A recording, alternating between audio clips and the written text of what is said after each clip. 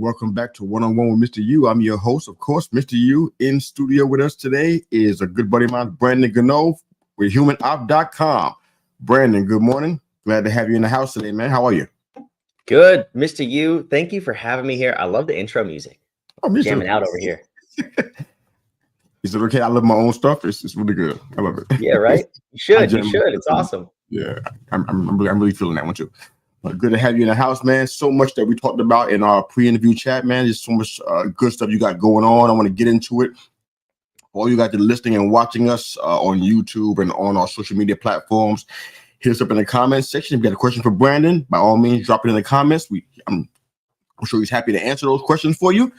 And we're going to just have some fun with it, man. So let's kind of get into it. So tell me a little bit about young Brandon. Take me back to the beginning. I know you started off in Jersey, which is somewhere in my neck of the woods, but how we start off.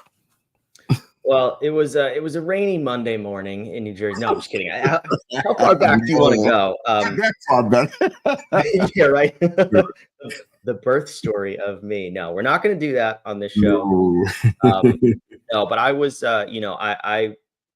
growing up in Jersey, I've been there most of my life. I only moved out 2 years ago at this point, so spent a lot of time up there, and I was always one of those kids that would question everything, like kind of the pain in the butt kid. Like, why is it done that way, or why do people just like all agree that this is the way we're going to do things? And that theme has stayed with me through my life. Well, as I'm an adult now, and that's what really I think started me in the entrepreneurial path. Okay. I never settled for what is. I question, could it be better? Could we do it a different way? Could it be more efficient? Could it be more fun? And that's still who I am today. No, I like that. Then you moved to Raleigh because of taxes, you said. I'm like, yeah. Okay, well, that makes a lot of sense to me. I mean, I've been away from my hometown of New York City for quite a while, but I hear all the stories about how high things are getting. So it's really cool to hear that. But you always, I think, throughout our talks, you kind of stress the importance of family a lot. Love to hear why you feel like that was a big deal and an important area for you. Because I know you work like 80 hours plus a week. I'm like, that's not a place you want to be at, but the importance of family, why is that so important for you, Brandon? Yeah, growing up, I had a strong family unit. I have a brother, two parents who were phenomenal and did a great job raising us.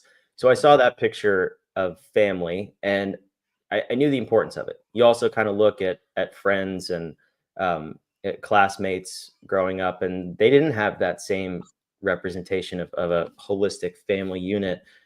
So I understood when I got married, when I had kids, that was important, and it was my role to provide for my family. I thought that meant working really hard, and it escalated. Like you said, I got to the point where I was working 80 hours a week plus sometimes, and it was crazy. And I took a step back, and I was like, I feel like it could be done differently. I feel like you could have both, right? Like you could provide for your family and also know them. Crazy concept, I know. That's insightful. Yeah, exactly.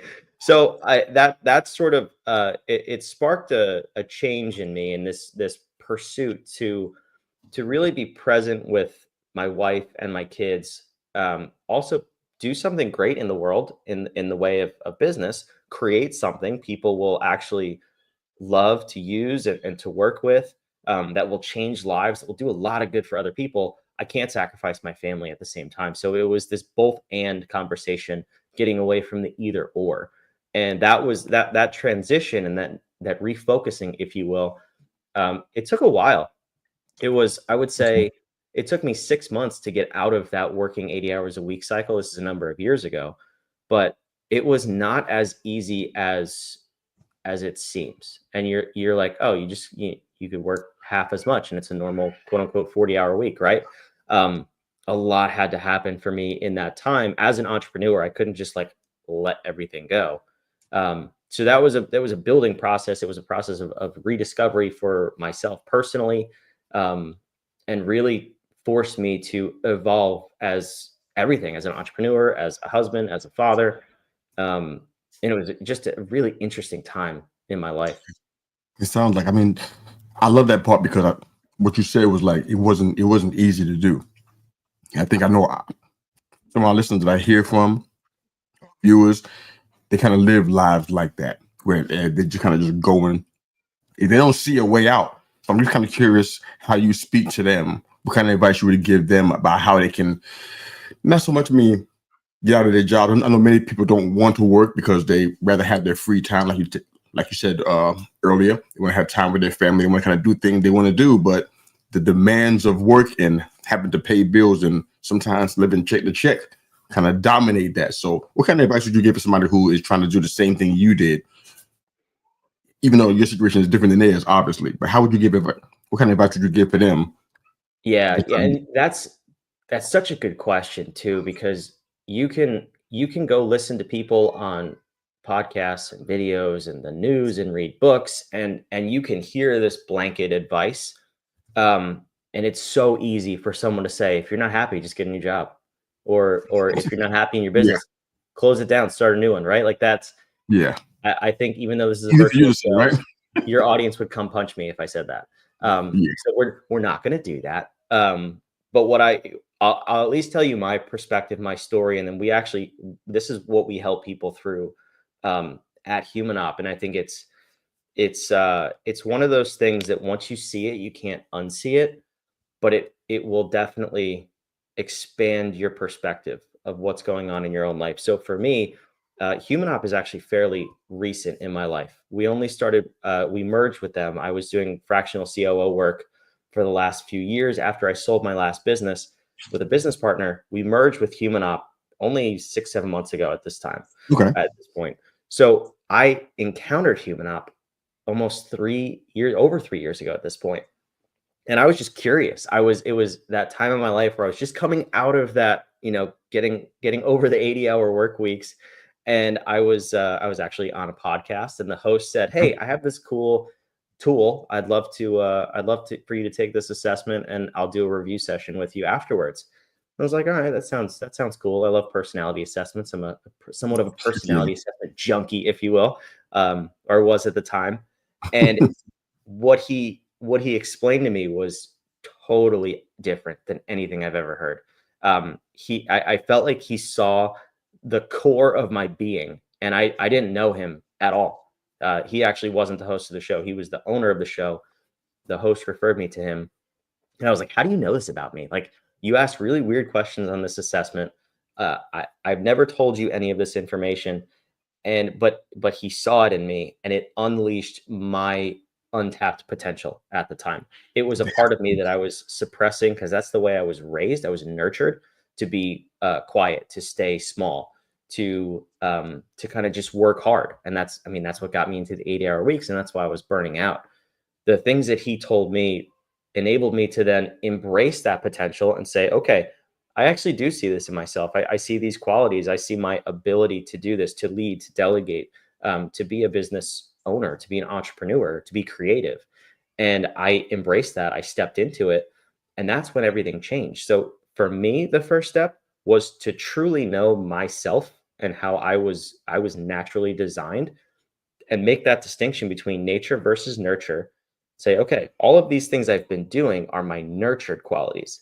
That's not actually how I'm designed. I'm designed to operate an entirely different way.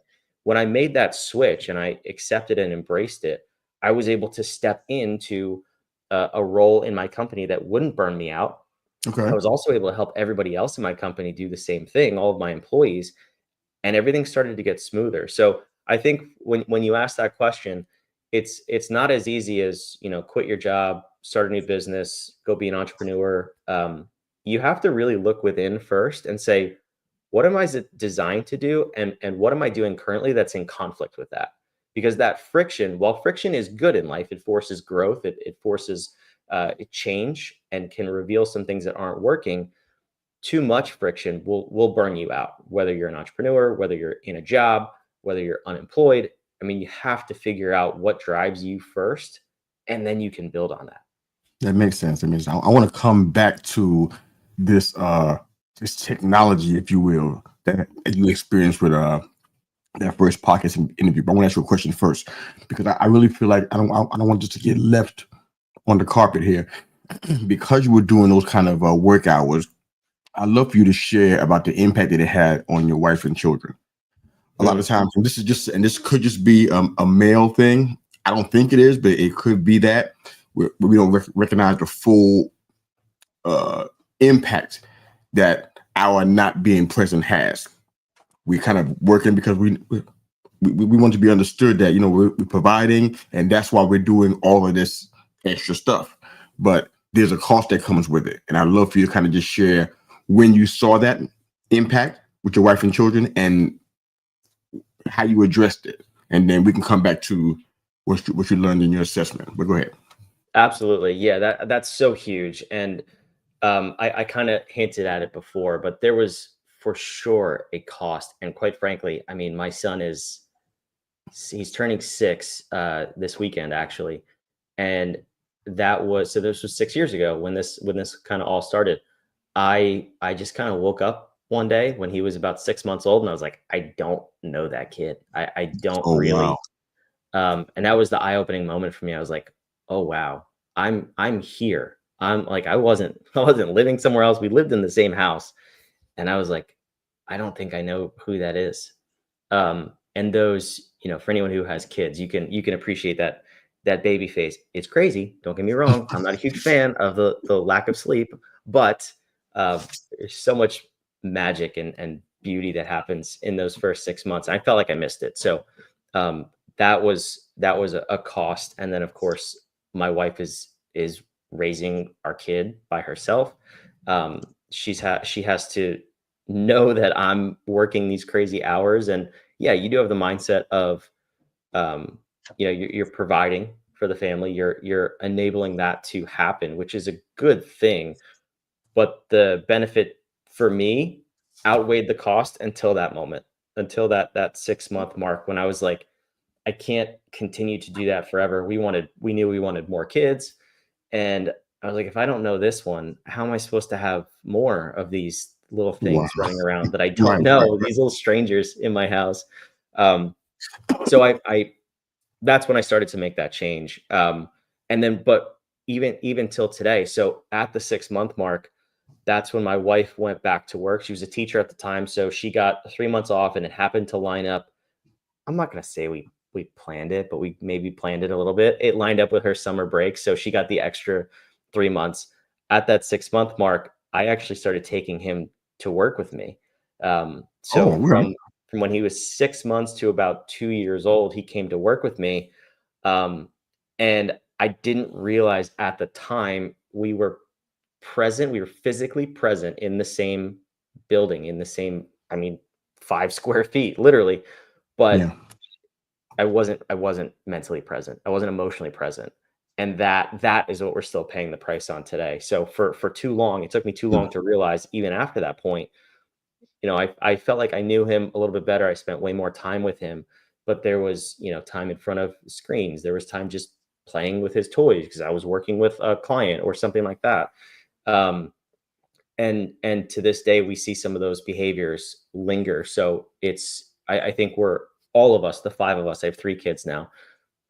We're in a much better place, and we didn't make those same mistakes with my 2 younger daughters, but we are still paying the price for that. And it's something where, you know, even if I could share that with your audience and listeners and whoever hears this, is to being physically present is irrelevant if you're not emotionally there with anyone, with your spouse, your kids, your dog. Like, the connection isn't there. And don't fool yourself, because 4 years later, I'm still paying the price. And it's something, if I could go back and do anything over in my life, it would be that 6-month to 2-year period, hands down. Not that I regret it, because you live and there's lessons learned, and now I can share that. But and we didn't repeat it with our girls, but that would be the one thing that if I got a chance to redo, I wouldn't hesitate. I would say yes.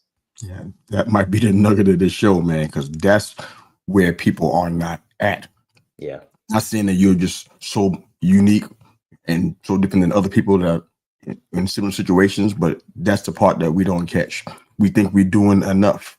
We think we're doing all the right things, and we don't even think that, you know what, maybe this is not enough. Maybe it's not working. We don't even assess it. We just make assumptions. But you saw it, and you noticed that it wasn't working, and you made adjustments. And that's something that I don't often see in my circles when I hear people talk about things like this. A lot of assumptions get made, and they don't have a good mirror to look through. Let's just put it like that. But I want to get back to what you were saying about the personality assessment that you took through the podcast. I want people to understand more about what Human Ops actually does. Tell me, first of all, do you understand what actually happened when you did that assessment and all the findings of it? Did you actually understand how the assessor, if you will, got to that place where they got that information? Do you understand how it happened, or is it just like a magic trick to you still? Do you get what happened?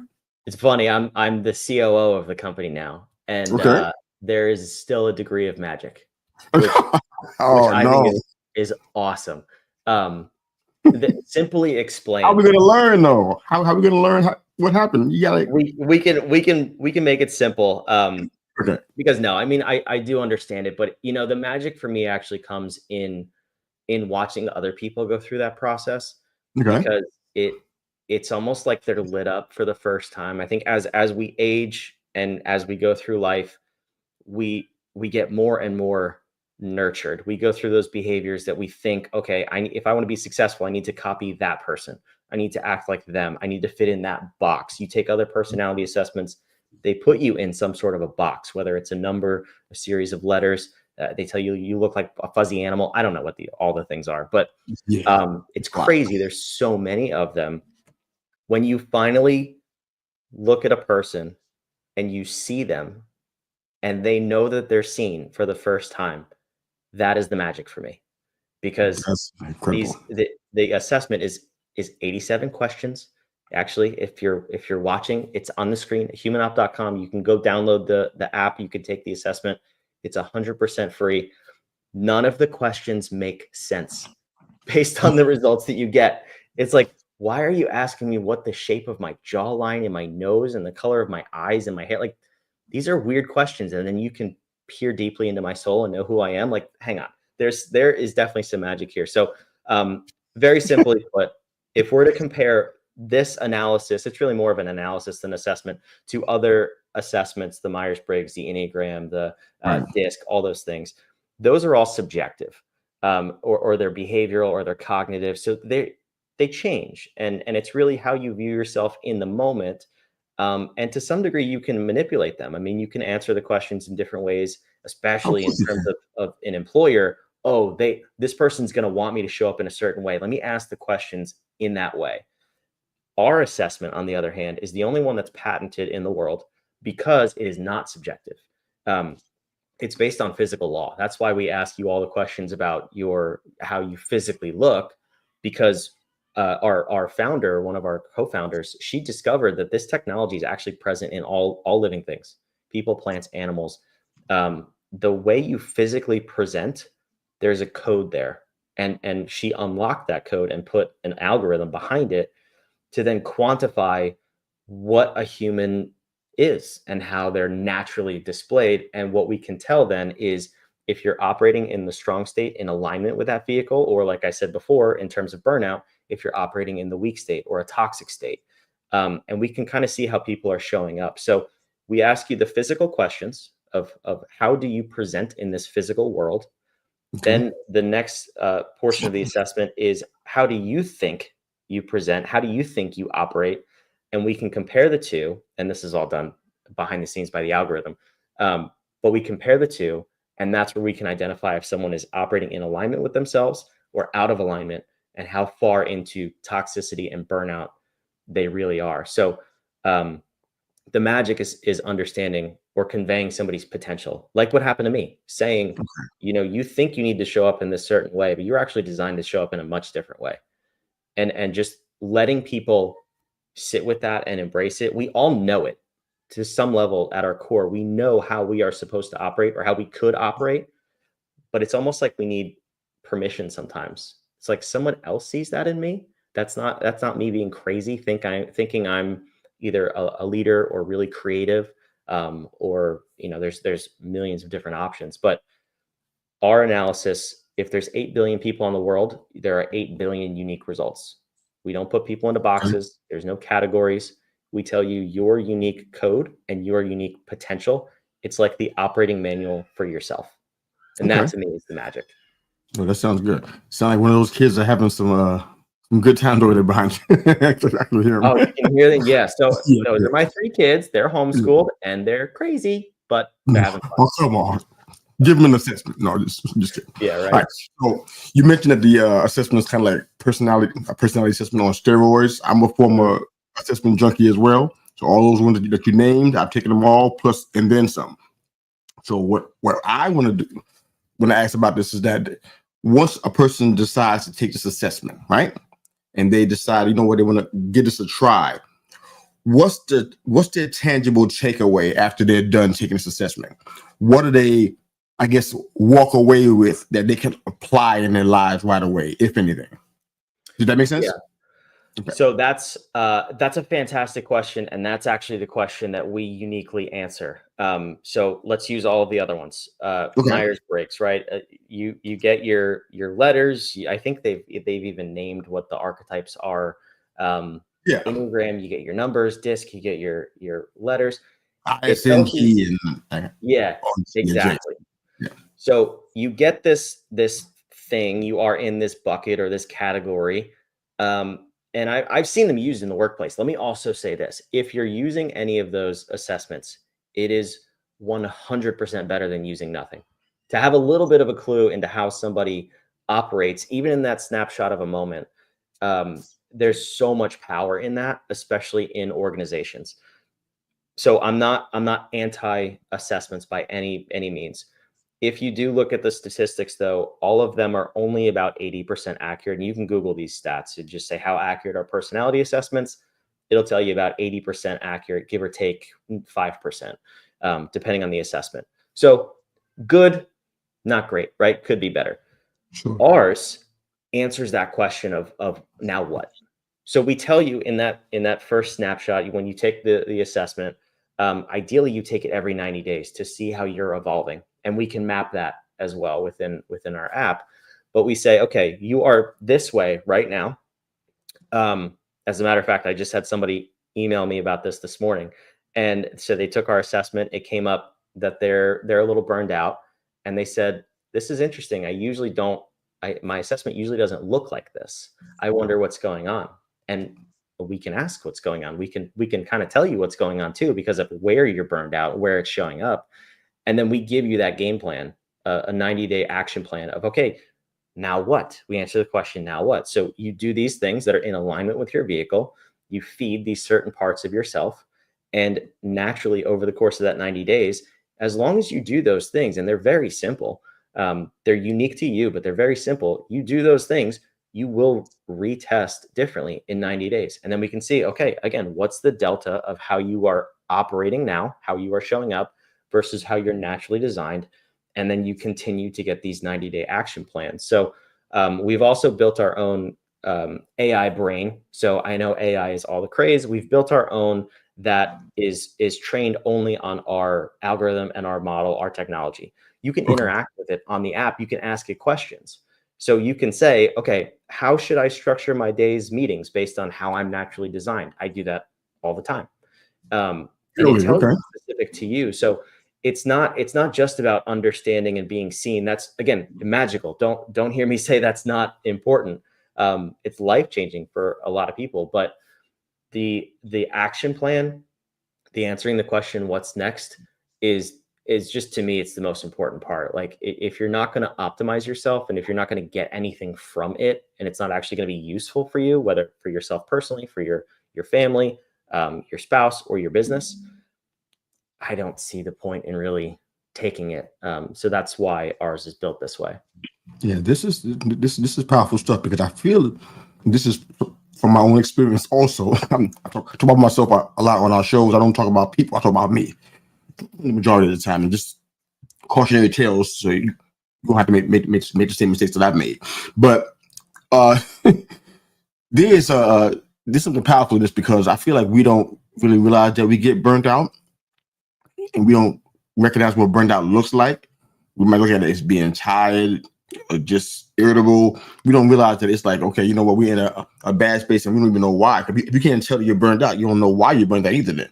So this assessment right here, this is, I won't go as far to say revolutionary. I don't know what else is out there, but this is, for me, the first time I've ever heard something that kind of addresses this. Those assessments, I've taken them for over 30 plus years. I've done it continually the majority of that time. I've never felt like it addressed that kind of situation. Just my personality, where I fit, I guess almost how to make friends, what kind of friends I should have, that kind of thing, but not anything that could affect my my whole overall well-being and the productivity of myself. So this is something that really does that. I love hearing this. This is awesome. I might take the assessment myself today and test it out myself. I would encourage you to do that. I'll definitely sit down with you and go over your results. Then you can do an episode without me and either talk smack about me if it doesn't work, or smack. That's not what I do.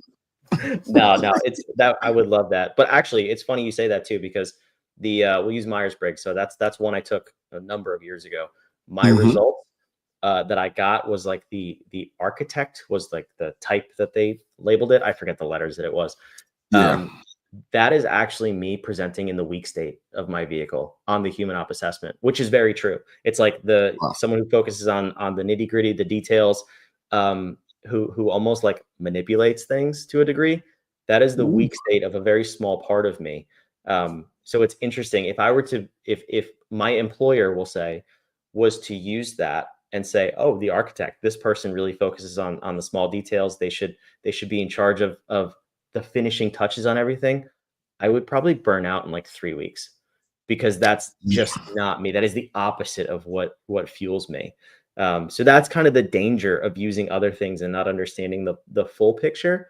And it's just a very real example of my own personal life. Yeah. Do you have any awesome testimonies you can share about what this personality assessment on steroids has done for other people? Anything you can share for our viewers and listeners? I would love to. There's so many. We've worked with, over the last 20 years, over 20,000 individuals. Wow. Our goal is to, now that we have this into an app, the app is new. The technology is old. The app and the SaaS model is new. So over 20,000 success stories, which is just amazing. The most recent one that I was a part of, and I got to witness it start to finish, is we just hosted a retreat for executives and entrepreneurs a couple of weeks ago. And we had these two brothers, and they own a couple of dental practices. And the one who was the actual dentist, I'll keep names out of this, but yeah, please do. he was so burnt out. And actually, as a matter of fact, we have his testimonial. It's up on our website. So this is okay. He's not shy about sharing the story. But he took the assessment. Our co-founder and visionary Wei, he saw the results. He showed up so toxic. I mean, like multiple red areas in his vehicle. And for us, we care about the human being first and foremost. So we actually just reached out to him and said, can we have like a 30 to 60 minute conversation and see what's going on? So we had that conversation with Wei. He gave him some pointers, said, this is how you should structure your time, at least for the next 2 weeks. Cause it's kind of like an emergency situation. I mean, we can really tell if someone's potentially, I hate to be dramatic, but it's very true, like suicidal or homicidal. And we can tell the severity of the situation based on the results. So this person was in dire need of help, and we were able to step in, have that conversation. He followed the protocol and said, okay, I will structure my life like this over the next 2 weeks. He showed up at the retreat, which was, I think, 3 weeks after that conversation. We retested him on the assessment, completely fixed. And he said, one of the things he said to us was, I hated being a dentist a month ago and for the last 4 years. And I fell in love with being a dentist again. I fell in love with my career again. I'm back in love with my wife and my family. They were separated at the time. 3 weeks prior. That's amazing, man. So, I mean, that was one of the biggest and quickest transformations I've seen, to be perfectly honest with you. But that's the power of just understanding yourself and then not judging yourself, accepting it and having that plan to fix it and committing to it to optimize yourself. It totally blew me away. And he's a new person now. A couple months later, he's still on cloud nine, and I don't see that going away anytime soon. It's an outstanding testimony, man. This is really good. This is really good. I love hearing about this, man. I want to get into some more of your podcast work before we close the show down. But what would you be doing if you weren't doing Human Op? I know we talked about it in our pre-interview chat. It's a question for every one of our guests that I asked this to, but what would you be doing if you weren't doing this? I have to go back to what I said at the beginning of the show. I always gravitate to this question of why does something work like that, and how could it be better? That's what, when I sold my last business, I jumped into being a fractional COO, as I mentioned, and I love that role, and I love doing that, and I love helping businesses because you get to go in with a fresh set of eyes and see what's broken, or what is this person and this group of people not even seeing is possible for them and for their business. So it's probably some form of consulting or just helping people in the business world. That's where my passion is. Okay. See what's not working or what could be better. I love that stuff. But yeah, I don't know exactly what that would be. My ultimate dream, I'll tell you this, I would love to be a race car driver. I did that growing up. What? Fantastic. So if you have any connections to NASCAR, I will drop evering right now. I have no connections to NASCAR. Well, if anyone listening does, that's my dream. Oh wow. Okay. I wouldn't have expected that. Okay. So as far as podcasting goes, because a lot of our listeners and viewers are podcasters, content creators. They are out here grinding, same way as I am, maybe even more so. Yeah, you got 2 shows, right? Did I understand that right? You're doing 2 podcast shows now? Tell us about those real briefly if you can. The third one launches today. Oh, I forgot about that. Okay. Yeah, tell us about those 3 real briefly if you can. Absolutely. Don't you have 5, by the way? Not anymore. I have 3 now. Okay, I was going to say I don't think anyone's grinding harder than you are with the number of shows that you have, but I don't want to be burnt out. So I feel you. Podcasting is awesome. First of all, I don't have to tell you that. For any one of your listeners who's doing it, I don't have to tell them that either. But it's been super cool for me, and really about the people you get to meet more than anything else. I mean, we make absolutely next to no revenue from it, which is not our intention to make revenue from the podcast, but. So I'm not upset by that. If it was a goal, I would be, I'd be really pissed if that was our goal and we weren't, but no, we use it for all of them for totally different purposes. But yeah, so the first one of them, I started just to sell it. I mean, I'm the host, but I interview guests. So it's just me. I interview a different guest. It's a daily show. It's absolutely crazy.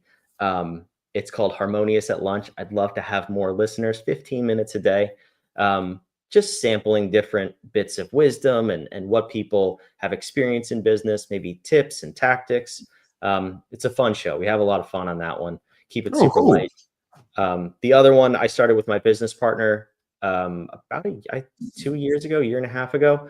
And it's just the 2 of us. We shoot the breeze back and forth about business, his experiences, mine, stuff like that. So that's also a fun show. And then the one we're launching today, or recording the first episode today, actually, is I'm excited about. It's Human Op themed and focused. We're going to talk to all of the group of co-founders. We're going to have some guests on, some of our clients to talk about their experience and just. Oh, congrats, man. Yeah, no, thank you. But yeah, Running with Scissors is the name of it because.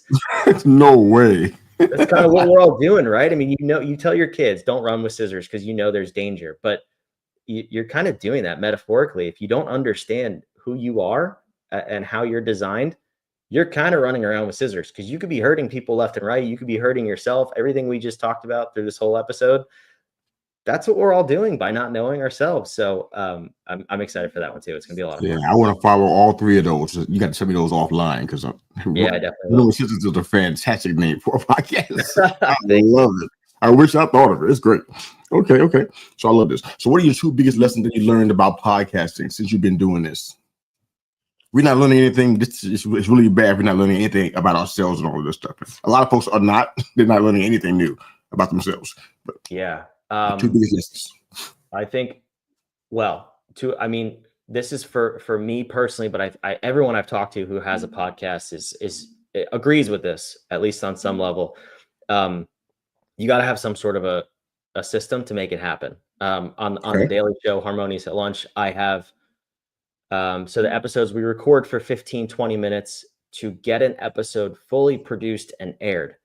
I've got the system down to, including the recording time, I'm only spending 30 minutes, if not less, on getting that episode out. So I would not be able to do that if it took me any longer. I talked to someone last week who was in like 2 hours an episode for the post-production and editing. I'm like, dude, you gotta, that's not gonna work. You can't scale that. Yeah. So that for me is having a repeatable system that makes your life easy so that you can show up and be the host that you were designed to be and your audience wants to hear. And then we'll also serve the guest. And the second thing is it's a natural part of me, but again, I suppressed it, is being a good listener and not listening to respond, but seeking to understand before you seek to be understood is a good mantra for that, is holding that space for the guest, being there present. I don't do any pre-interviews. I don't pre-script anything. There's no pre-planned questions. I listen so intently with the guest so that the audience has the best experience, because I'm asking the questions that come to me naturally to learn more. And I've heard from my audience that and the guests that they appreciate that. And a lot of times it's questions that they've never been answered, but that everybody is wondering. So it's really taught me how to be a great listener to people. And of course, I've taken that outside of podcasting into just normal conversations and everyday relationships. I would say that's the bigger of the two for sure. I love this. How do you gauge if podcasting is profitable for you or not? There's so many people. I mean, just like I said, I'm in the community you are as well, where we're just surrounded by people who are podcasting and content creating, and the questions that just flow through the chats and stuff. It's all seems to be along the same line, you know. Not only about the direction of how they should do their show, but also is profitable. How can I make this into something that I can, like you said, like a system, something I can duplicate, something I can scale. They will use those words. That's how you and I talk. That's not how they talk. They want to know, how does it make money? How can we make this worth our time to invest in all those kind of things? But is that question something you can answer? It's a great question. I've talked to a lot of people who have the same question. I would say kind of a couple different answers that flow to the same result. Again, let me be very clear. Ours does not make money. I mean, it makes money, but it's like enough to cover the cost of StreamYard and the hosting platform and whatever. So we essentially break even every month, which is totally fine for me. That's not our intention. We have technically made money because out of Harmonious at Lunch specifically, some of the guests, I mean, we have incredible strategic partnerships that have come out of there, where we've either worked with them or referred clients back and forth, or gotten on other stages and podcasts that have then led to revenue. So it's indirect revenue, yes. Direct revenue, very, very little. I would say though, if your goal is to monetize your podcast, it's not about just how can I get money for this, like from YouTube or whatever, from ad revenue. Very, very hard path to get to. It's a lot easier to set up your system so that you're bringing people onto your podcast that then result in some sort of revenue. And that's not the guest paying for it. I don't like that model either. Yeah. Although that is one option, but yeah, you have to get a little bit creative about how you're structuring that sort of pipeline, and how you flow people through it. But yeah, to start from nothing, build an audience, build a following, monetize it on some platform. Unless you're backed with a ton of cash, I really wouldn't expect that to happen within 12 months. And even that's pretty quick. We only started breaking even after It was about 12 months. But that's breaking even. That's not like I don't live off my podcast. If you want to live off of a podcast and your name's not Joe Rogan, I mean, good luck. It's going to take a lot of somethings for that to happen, without question. Absolutely. Yeah, breaking even is kind of where many of us live. So that makes a lot of sense. So the information you were sharing about personality assessments and how it's been impactful in people's lives, how would you apply that advice to a podcast like myself, people who are in the grind that are probably watching and listening or will be on the replay, content creators, entrepreneurs, and such? How would you craft that advice that it'd be valuable for a podcaster like you and I? To leverage your results? Is that what you mean? I mean, yeah, kind of find out why that assessment would be good for us in this particular vocation. Oh, absolutely. Actually, that's funny. I had this conversation with a guest of mine on my podcast, Leanne, a couple of weeks ago, and then I was on her podcast as well. So she actually runs a service where she helps bigger companies, create podcasts for their brand to build brand awareness, but then also to develop those strategic partnerships and bring like potential clients onto the show. So she's someone who actually does monetize podcasts and does it very, very well for companies who are in that 10 to 50 million range. But she asked me this question, and basically what I told her is, once you understand your results, I don't want to be mean here, but not everyone is fit to be a host.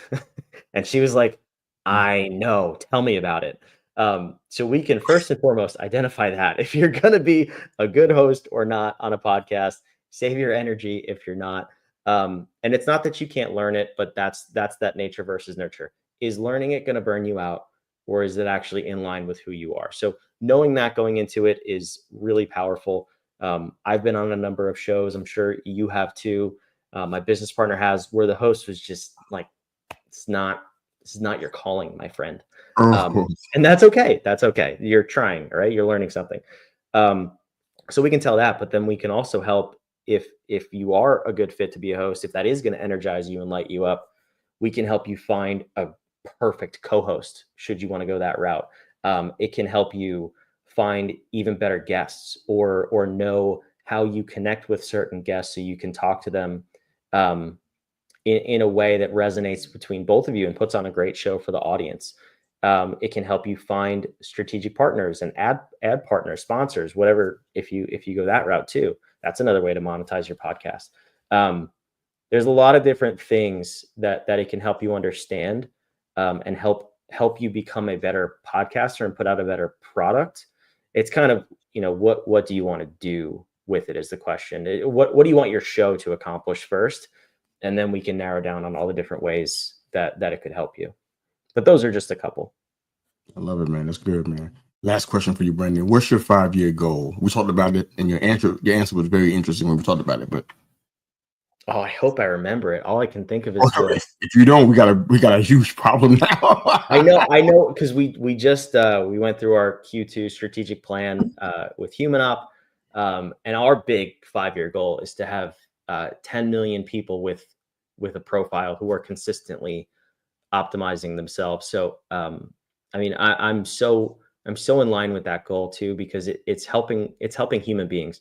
A 10 million out of 8 billion is a very small percentage, but the difference that will make in the workplace, in relationships, in families, in just helping people unlock who they really are, who they were designed to be, and then accept themselves and live in harmony. That's all I can really focus on right now. Is that your personal 5-year goal too, or just something else there? You got to remind me. What did I say? Because now it's going to drive me nuts. No, I can't do that. I'm sorry. Man, I'm going to think about this for like the next 6 weeks. I can't do that. I'm asking you about your personal goal, not Human Op, Brandon. Well, I want to be a NASCAR driver, since I just said it. Now you got me thinking about that too. Is that a real thing? You really want to do that? Oh yeah, I love it. Every Sunday I'm watching. That's my 3 hours of peace every week. Let me rephrase my question. Is your wife down with this 5-year plan of you being in NASCAR, driving 120 miles an hour? Is that something she's good with? The answer is no, Brandon. You got to think too long. It's no. She watches with me. She knows the cars are safe. I think we can get her on board. Okay, no, Brandon. I don't believe that. I don't believe that happened. None of that happened. Probably not. I mean, yeah. She didn't see you in the car, upside down four times and disintegrated. No, Brandon. All right, I'll be a I need spectator. 5 year goal, man. Find something else. I'll find a new goal. It's good to have I'm you too old for that anyway, so it's fine. I'll move on. No, you're not. This is good. But yeah, this is fantastic, man. Tell everybody where they can find your work. I'm going to have you probably go on to our YouTube channel and drop some stuff in the comment section so they can find out where to get the app and your website. Take an assessment, a free assessment, I believe you said. And this is going to be fun, man. But tell everybody where they can find your work, man. Yeah, absolutely. Humanop.com. It's on the screen. I'll definitely drop that in the chat. And I'm sure you'll put that in the description wherever this is aired. So if you go there, whatever device you're on will take you either directly to the App Store, or if you're on desktop, it'll take you to our app online, and you can go through, take the assessment. It takes 10 to 15 minutes to sign up for an account and take the assessment, and then sit back, relax, and watch a computer know more about you than you know about you. That's always the fun part. And I'd love to get in touch with people too. So if you reach out to me, we'll make sure that's in the show notes below as well. I love to just have conversations and tell me, was it right? Were you blown away? Do you want to know even more of what to do with it? I love having those conversations. So yeah, this is going to be awesome. I appreciate you having me here. No, same here, man. It's been a fun chat with you, man. I'm sure it's not the last time we're going to cross paths together. So I hope it's not. I'm going to come to Charleston one of these days. We're actually coming down there too. Now that would be fun. You can come out here and kiss all these crazy folks out here in Charleston. I love it. I love it. There's plenty of data for you out here. Plenty. But thanks for joining us again, man. For all you guys that are listening and watching with us, we appreciate you guys so much. Thanks for subscribing to our YouTube channel. We're growing there, but we need more help there. So thanks for hitting the subscribe button and listening on all of our listening platforms. And, of course, all the simulcasts on social media platforms. Thanks again for listening. We're out of here. Have a great day. Thanks, Brandon.